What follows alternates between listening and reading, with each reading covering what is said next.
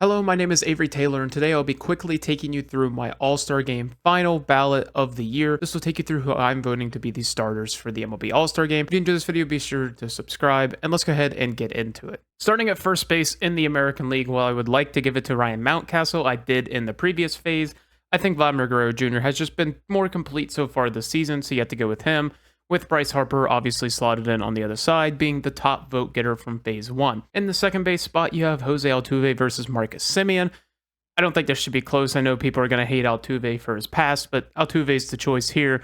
With Larissa Arias and Ketel Marte on the other side, again, shouldn't be close. Ketel Marte has been absolutely phenomenal so far this season. At third base, on the National League side, I wish it would be a little bit closer just because Manny Machado is Manny Machado, but I got to go with Alec Boehm at this point. My phase one vote was actually third baseman for the Brewers, but didn't make it to this part of the voting, so we got to go with Alec Boehm. At the third base spot on the American League side, we have Jose Ramirez and Jordan Westburg. Jordan Westburg has been putting together a great season, but I have to go with J-Ram in this spot. At shortstop, this is another vote that I think should be closer than what it is from what we've seen from the updated polls, but Gunnar Henderson's going to win out my vote here, and I think he's won out a lot of people's votes so far. On the National League side, it's really interesting who you want to pick because you have Mookie Betts, who played the majority of the season up to this point, but did just go down with injury and is going to miss some time. And then you have Trey Turner, who missed the first portion of the season and has come back and has looked phenomenal. So you're at a weird spot where do you pick the guy who's probably deserved it up to this point, or pick the guy who's going to probably be the most deserving at the time? I think Mookie Betts should win it, but should have won it if he didn't get injured. But I think I have to go with the guy that's actually available for the game, if that makes sense. At catcher on the National League, it's pretty straightforward. I think it has to be William Contreras. JT Realmuto is in a down year. I know William Contreras has been worse as of late, but we're still going to give him the nod. And then the American League, it's actually a really tight race if you just look at the numbers they give you. Salvador Perez and Adley Rutschman are neck and neck in this sort of stats that they give you, but what does factor in is defense, and I'm wearing the Rutschman jersey. I have to go with Rutschman. I love Salvi. I love to give him the vote. I did in phase one just because I wanted him to make it to this point, but I think Adley Rutschman is the clear vote just because of how much value he brings to the Orioles. In the outfield in the American League, it does get interesting. I know Anthony Santander has had a fantastic month of June, had a crap ton of homers this month, but I can't give it to him, unfortunately. I know I have to lock in Juan Soto. He's been absolutely phenomenal this year. And the vote comes down to Kyle Tucker and Stephen Kwan.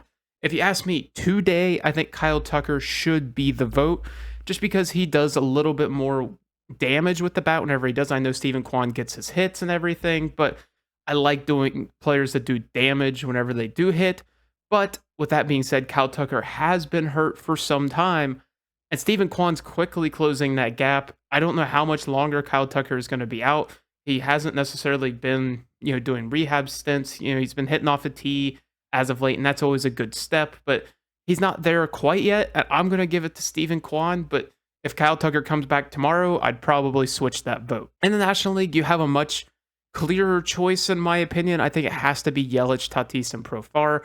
The other people they're close. Like Teoscar Hernandez was having a good year until as of late. Brandon Marsh, I don't know. And then Nick Castellanos, again, he's just kind of here because of who he plays for. So I think you have to go with Profar, Tatis, Yelich. And then at DH in the National League, it's pretty straightforward to me. You have to go with your daddy from the Houston Astros with the 900 OPS, just absolutely phenomenal. And then on the National League side, it's again pretty straightforward. Kyle Schwarber's really rectified his season, but Shohei Ohtani's on a different level right now. He's just been absolutely phenomenal, and I'm just going to vote for Shohei to round out my all-star vote. Let me know what you guys think, and I'll see you in the next video. If you're watching this, thank you so much for 500 subscribers. For some, that might not seem like a lot, but to me, that's a number I've sought after for a really long time.